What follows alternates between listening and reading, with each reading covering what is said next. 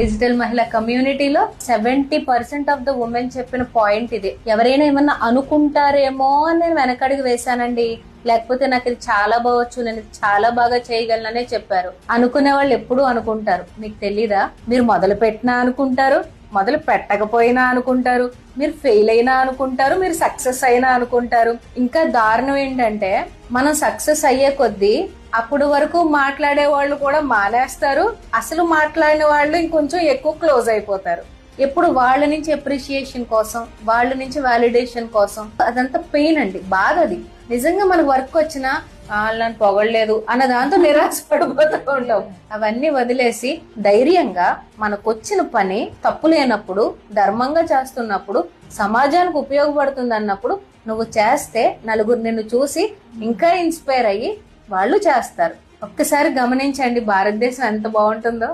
అలా అందరూ అనుకుంటారు.